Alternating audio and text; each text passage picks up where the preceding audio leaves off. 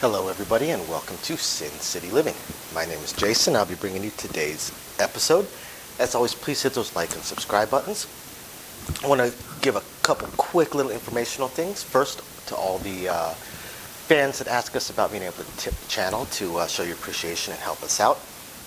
We still have the buy us a coffee function. I really appreciate all those coffees you guys have bought us. As you know, all three of us live off coffee. Just check the description of the video down below for a link to that if you are interested. But also, YouTube has now added a new function, a thanks button, right at the bottom of our videos. So if you appreciate what we're doing or appreciate the video we put out, please hit that thanks button, drop us a little bit. And if not, no worries. We appreciate all you guys watching. Second, we have our live streams coming up. They're going to be every single week on Tuesdays at either 1 or 2 o'clock, probably 2 o'clock. Some days I pick up the kid, I may do it at 1, but I'll let you guys know in advance. And once a month we will be doing a charity one. So this first one is going to be towards charity. After that will be our regular live streams. If they go well, we'll continue to keep them on YouTube. If not, we'll shift them over to our patrons. For most of them, we'll still do the occasional one on YouTube. And with that in mind also, please join us as one of our patrons. Just check again the description of the video down below for some links to that. And we have exclusive videos that we put up there all the time. Things we don't put on the regular channel, including the entire How to Deal Craps course. So with all that being said, we're going to go ahead and get into today's video. Okay, so for today's video, I want to go over some dealing things. And what I want to talk about shortcuts. Now, we talk a lot about shortcuts and how bad they are, and they are very, very, very bad. Shortcuts are almost never okay. The key is that almost. That almost is where therein lies the rub kind of thing. So I wanted to show you guys a few areas where shortcuts are, I'm not going to say okay, but tend to be overlooked. A few areas where if dealers take these shortcuts, they're not necessarily looked at as bad or lazy dealers. There's always going to be some caveats to this stuff as well, okay? So one of them lies with the 410. Now, I'm not a fan of this particular shortcut, okay? But it deals with direct lays, and I'm going to move it to the middle just so you guys can see it a little bit better, okay? But when you have a bridged direct lay, all right, so right here we've got a $10 flat bet with a $20 lay, which would be healed off, but can also be bridged. Now, the proper way of paying this is to size into the bridge twice, right? Or hit it in the ass twice, as we would say. On the 4 and 10, however, you actually can just size in to the bridge, and that will cover your payout. There is nothing inherently wrong. It does break procedure slightly, but there's nothing inherently wrong with it, and nobody is really going to say anything on this particular one. I know of a few dealers that do this that are looked at as excellent dealers, likely promotion candidates. So it's one of those areas where you're breaking the procedure, but it's not something that's necessarily going to kill you. Another one lies in the come bets. Now this is one I'm really not a fan of, really not a fan of. But I'm not generally going to yell at somebody for this. And again, this is not something that's necessarily going to be considered as a laziness thing or something that would be held against the dealer. Now, right here, you got a $10 flat bet with $10 odds. That pays a total of $25. There's some dealers that will slide this out, size in, and then drop one on top. Kind of bridge it out. It's a proper payout. Same thing may happen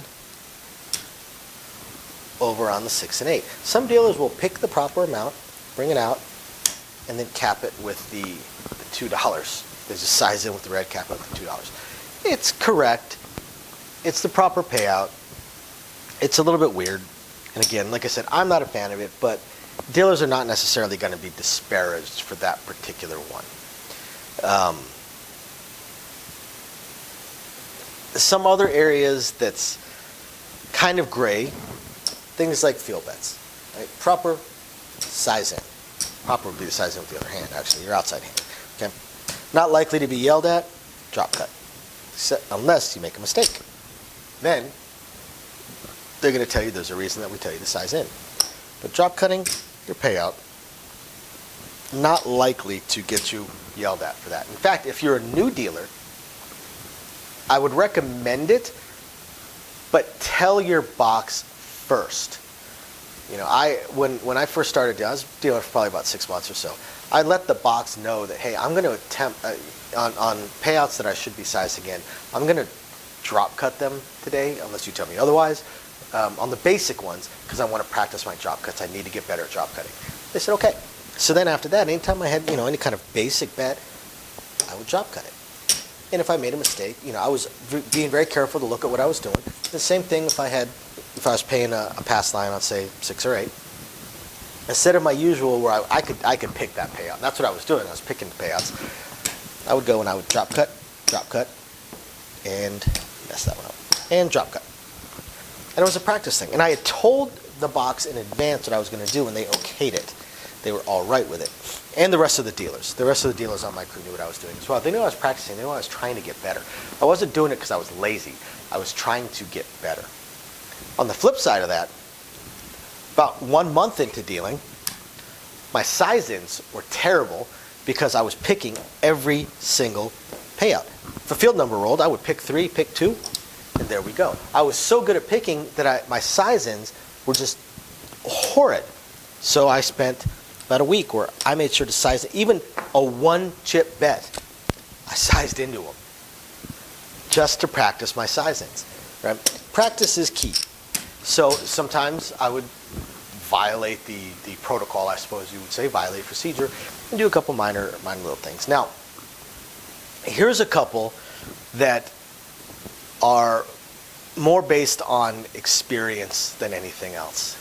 When you are good, when you are experienced, when you are good, and they trust you, some of these are going to be okay.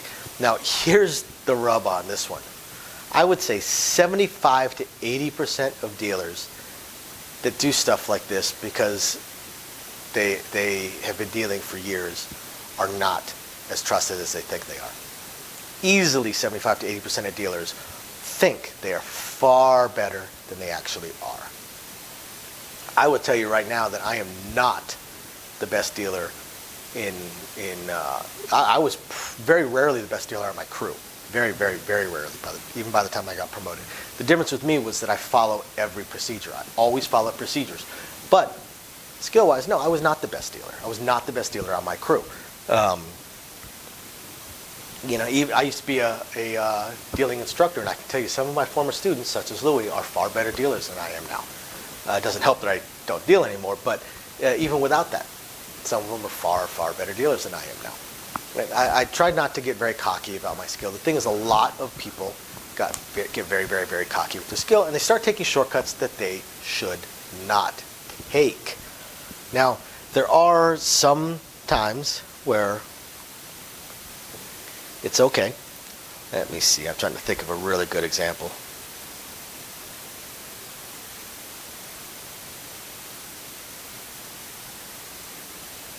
Here's one. $10 flat bet, $10 odds on a 10. Now, if you wanted to be completely proper, one thing you could do, if they have, let's say they have way too much red in the rail. So you want to start not only paying them green, but getting some red back. You could pay, this pays 20, but you could pay 20 for 5, and then size in here. Proper procedure says you can convert and take from the odds, but you're not supposed to ever take from the flat bet. There are exceptions though. Again, when you are trusted as knowing what you're doing and not going to make a mistake, I've seen that payout done. That violates a ton of procedures, but it's actually a wise move at certain times. But you better be good, you better be trusted to do something like that. Now, final one. This kind of used to come from the old $5 tables that are almost impossible to find anymore, but on the lower level bets, we always talk about how you don't want to cap, how you always want to cut out your payouts, move your hands, and then stack it up and go, okay? You don't want to cap like this $14 payout, right? I always say don't cap your payout. But sometimes, if you've been doing it long enough and they trust you, you just might cap your payout. Especially with something like this. I used to do this a lot. Something like this. My first two players, right? First two players, they're each getting paid $7. But I'm really good at picking 14 because, I mean, we pay 14 all the time. So I would pick 14 and pay it that way. That way I didn't have to keep going back to my stacks. Technically, violating a few different procedures. Nowadays, I don't have a whole lot of opportunity to do that, except for hard ways on the 4 and 10, simply because we don't have $5 tables anymore. They're extremely difficult to end up to find. So I don't end up dealing to the point where I'm cutting out that many $7 payouts that I'm picking 14 at a time and paying them out. Because I used to, that's exactly how I used, whoa, now I'm trying to move too fast. That's exactly how I used to pay the $7 payouts. If I had a whole table full of them, I would just sit there and pay. Tough to find nowadays. But those are a few of the gray areas on shortcuts that are allowed. But again, don't overestimate your skill. Make sure that you are trusted enough to be pulling stuff like that off. Hope you guys find this interesting, amusing, enlightening, or at least just plain fun. We will catch you guys next time. Bye now. Thank you everybody for watching today's video, and as promised, a little bit more detail on things that we are working on. So again, we want to continue trying to expand the channel. We're really hoping to be able to add roulette as soon as possible, and then some video keno, video slots, stuff along those lines. Unfortunately, it ate up almost all of our cash, paying off all of our bills during the month of January while we were down. And now that the holidays have ended, YouTube's payouts have dropped significantly. So we're kind of treading water here as far as all that goes. Do have a lot of things we want to add, though. Not just those things, those additional games, and hopefully some carnival games and such like that. But the live streams. The biggest problem right now with the live streams is with 3 jobs combined between the 2 of us, 4 if I include the 20 to 30 hours a week I'm putting into the YouTube channel. It's very, very difficult for me to have a day and time that I can commit to doing the live stream every single week, because we also have our very young child to take care of.